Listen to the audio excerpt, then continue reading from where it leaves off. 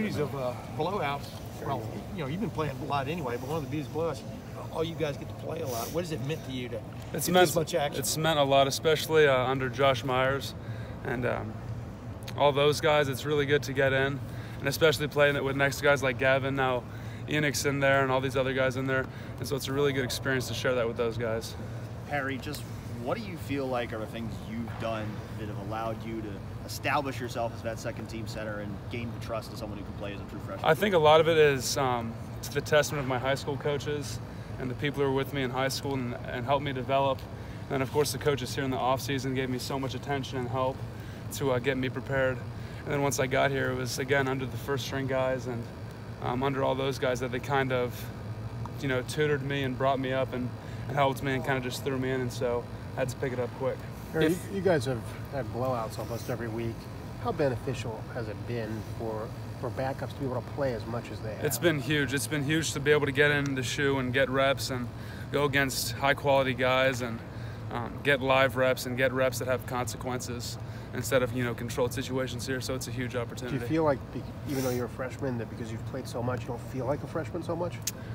You know, it feels, especially in playing our defense here every day, it feels like I feel like I've been here my entire life, and it's like it feels like I had a different life a couple months ago, and so it's been really good to get in here. You know, going against like Tough is a dude I admire a lot, and these D linemen, and BB is a huge mentor for me as well, and I'm just taking in as much as those guys can give me and really learn from those guys. If Josh were snatched by aliens, what would happen if you were the starting center for Ohio State? I think I'd have to take a big gulp, get, you know, settle down and just kind of do what I got to do and fit in. And I know next to guys like Jonah and Wyatt, those guys are amazing mentors and they're amazing brothers, and they're always there supporting me. And I hope Josh wouldn't get snatched up by aliens, because then I wouldn't be able to talk to him, but maybe they'll give him a telephone or something and I'll ask him for help still. But you know, that's not a situation that I wish to happen. It's so incredible to see these first string guys play the way they play. And you know, I hope in a couple of years that I can lead the way Josh has led these guys and the way that Jonah's come in and led these guys. It's really incredible. You know, what's the difference between thinking like a guard or thinking like a center? You know, obviously there's similarities in the interior of the line. What's different? And the funny thing is I only played like 2 games of center my entire high school career, and I came here and had to get into it. And I think a lot of there's a lot of similarities, but the center also has a lot of responsibilities in designating things and you know, assigning guys to certain tasks in a play and doing all those things. But I think if you want to be successful in any place on the line, you need to know what the entire line's doing. And I know lots of guys here, there's a huge reputation of guys playing between guard and center. I think Gavin's played everywhere on the line while he's been here. So there's a huge, not even just for a center, but for every position to know what's going on. And Coach Stud's amazing at giving us football knowledge and teaching us those things. Speaking of that, I'm sure you're not focused on next year. None of the guys are, but a lot of fans have asked, like, what's going to happen next year? Would Harry play guard? Would he play center and Josh would move to guard? Just, I know you don't know for sure what's going to happen. What are some possibilities that could happen next year? I think those are the 2 you listed. I don't imagine myself playing tackle, so I don't know how that's arranged. I'm sure Coach is going to think that out, and they're going to make the right decision. And that's just me doing what I got to do. And again, talking about center and guard and the crossover there, it's pretty seamless, and you just kind of got to get used to doing little different nuances and getting used to that. But other than that, it's kind of just fitting into the system. Harry, I know that you were FaceTiming into meetings during the spring before you got here. How much did that help you in terms of getting up to speed once you arrived? Massively, because I got here and I was able to have a basic understanding to where I could ask questions, which is where, of course, I want to be, is to where I can dig deeper into the system and ask more questions. And so I got here, had the basis to, I knew what I didn't know, and I knew what I needed to know, and so I got to studying, got to learning. And again, with Coach Stud and the ones we have in place, it's incredible what I was able to pick up. And camp was a huge learning experience. I remember our first inside drill going against Baron Browning, and he just completely lit me up, and I was like, it was an incredible experience. And that's when I realized the speed, I realized the intensity, I realized the scheme. And ever since then, I've been carried by Coach Stud, Coach Day, all the offensive coaches, and the first line. Yeah, you're a freshman, but I would consider you an expert on offensive line play. How well is the first team offensive line playing right now, Harry? Very well, I would say, and I guess I have a bias to that. I mean, what are they getting done? I mean, from your vantage point, that just stands out to you? What stands out to me is kind of the intensity of it, and the joy of how we've treated other teams, and the fact that, like, I watched Jonah play, and that's a guy that I want to emulate because he's so physical, he's so strong, he's so in control all the time. He never looks like he's panicked or worried.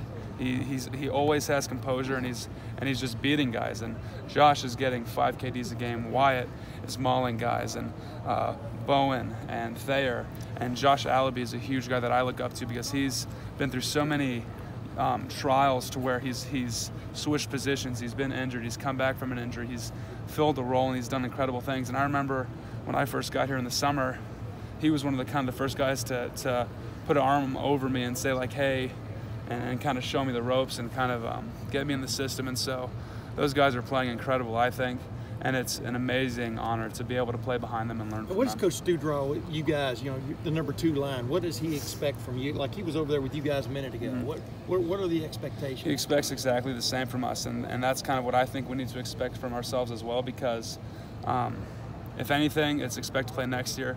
If anything as well, it's expect to be ready to play this year if anything happens. And so we have an absolute responsibility to defend guys like Chugs and defend guys like Gunnar, and if we're called to do it, defend guys like Justin. And I love playing with the guys that we play with, and it's imperative that we defend them. It's imperative that we do our job, especially, as you said, going in on blowout games. We have a task to fulfill. So Harry, you guys have a highly rated center recruit also coming here. Can a team have too many centers? I think my coach told me in high school that a team can never have too many centers, because it's kind of difficult to just throw a ball between your legs and run a play. And they said, that's why we got 4 guys in a line getting snaps. And I've seen Jonah get snaps at center. I've seen Gavin get snaps at center. I've seen all these guys get snaps at center. And I remember I love our incoming class of offensive linemen, not just because of how they play, but really talking with them, kind of personalities they have. They're very, it's kind of astonishing to see how high profile they are while also remaining very humble, very low-key, very diligent and eager to work. And so I'm very excited to have guys like Luke come in and be able to work with him. And, I hope how Josh has treated me, I can treat the guys that come in and be a role like that for those guys. Harry, how many snaps do you think you've played this year? Do you know roughly how many? Do some quick math, maybe like 10, 80, maybe like 120 snaps. Is that more than you thought you'd have? Yeah, I was, and I think the only game I didn't get in was Michigan State, and so I remember going in against Wisconsin, like, oh my gosh, we're playing against Wisconsin as a freshman. Like, wow, this is crazy. And so and of course that's just a testament to how great the ones play, and they're so phenomenal, and again, they're huge shoes to fill, and it's a great experience to have. Harry, you were on a mission trip when you were FaceTiming, correct? Mm-hmm. So what was the background like that your teammates were looking at when you were on the screen? Were you at it? So I'm actually very excited because we've talked with a lot of guys here about going down to Los Brasiles in Nicaragua next year, and down there it's completely beautiful. And in March we were kind of in the middle. They were in the middle of a political revolution against Daniel Ortega, who's been a president, I use the term loosely, for 2 decades or so. And the history is kind of military coup after military coup and all these things. And so I hope they brought a team to China this previous summer, and so I hope to bring some guys down next March to Nicaragua, and we've talked with multiple sports. And we have a great program called Cross Sports here, which is for Christian athletes. And I've been able to share stories with them, and there are many athletes from different sports of interest in going down and supporting that. That is the most that Nicaraguan politics has ever come up in the Absolutely.